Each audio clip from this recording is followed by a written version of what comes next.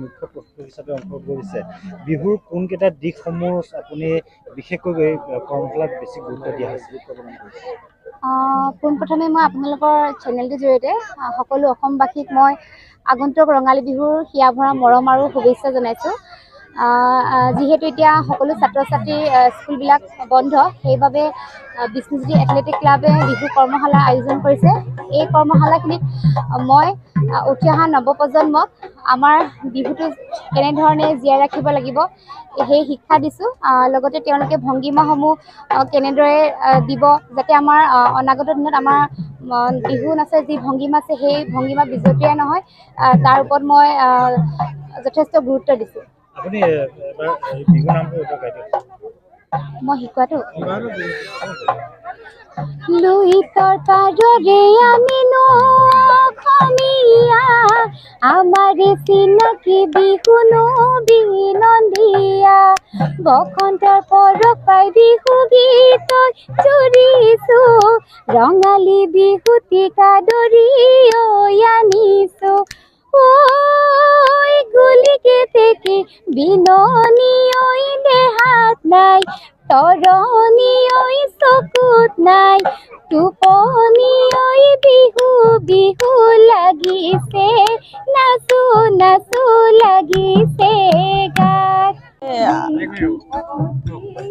হয়, আমাৰ এবাৰ বহুত ভাল পদক্ষেপ লোৱা হৈছে। আমাৰ স্থানীয় যুৱকসকলে বহুত ভাল এটা পদক্ষেপ লৈছে। আজি 7 বছৰ পিছত আমাৰ বিহুখন হৈছে, খুব ভাল লাগিছে।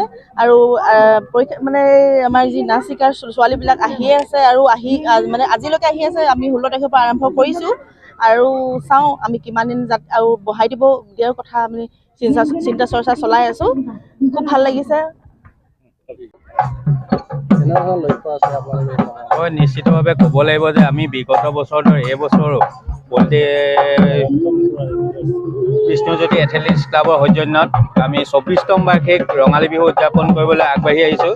আৰু উক্ত বিহু দিৱসৰ লগত উক্ত বিহুৰ লগত সংগতি ৰাখি আমি এখনি কৰ্মশালা আয়োজন কৰিছোঁ। যোৱা 16 তাৰিখৰ পৰা আমাৰ ইতিমধ্যে কৰ্মশালা অনুষ্ঠিত হৈ আছে। উক্ত কৰ্মশালাত আমাৰ প্ৰশিক্ষক হিচাপে উপস্থিত আছে আমাৰ স্থানীয় বৰ বিহুৱতী শ্ৰীমতী স্মিতা দাস আমাৰ মাজত উপস্থিত আছে। আৰু দেখিছোঁ আমি যে ভৱিষ্যত যি উঠি অহা প্ৰজন্মক আমি বিহুৰ প্ৰতি আকৰ্ষিত কৰিবৰ বাবে আজি এই কৰ্মশালাখন আমি অনুষ্ঠিত কৰিছোঁ। আৰু যিহেতু সকলোৱে জানে যে বিহু কি বস্তু, আমাৰ সৰু সৰু ল'ৰা ছোৱালীবিলাক এতিয়াও হয়তো বিহু বিষয়ে ইমান জনা নাই। গতিকে আমি বিহুখন সন্মিলনখনি পতাৰ মূল উদ্দেশ্য আমি কৰ্মশালাখিনি অনুষ্ঠিত কৰিবই লাগিব। গতিকে আমি সৰু সৰু চামক আগবঢ়াই নিবৰ বাবে, আমাৰ উঠি অহা প্ৰজন্মক আগবঢ়াই নিবৰ বাবে আমি আজি এই কৰ্মশালাখনি অনুষ্ঠিত কৰিছোঁ। আমাৰ 10 দিনীয়া কৰ্মশালা ইতিমধ্যে অনুষ্ঠিত হৈ আছে। আপোনালোকে নিশ্চিতভাৱে দেখিবলৈ পাইছে যে আমাৰ মাজত যথেষ্ট আমাৰ যুৱক যুৱতী ইতিমধ্যে আহি উপস্থিত হৈছেহি। গতিকে তেখেতসকলে সৰু সৰু ল'ৰা ছোৱালীবিলাকে আহিছে দেখিছোঁ। আমাৰ ইয়াত আহি আজি বিহু কৰ্মশালাত অংশগ্ৰহণ কৰিবলৈ আগবাঢ়ি আহিছে। আমি তেখেতসকলক আগবঢ়াই নিবলৈ আমি অশেষ কষ্ট কৰিছোঁ। আমাৰ উদযাপন সমিতিও যথেষ্ট কষ্ট কৰি আহিছে। ধন্যবাদ।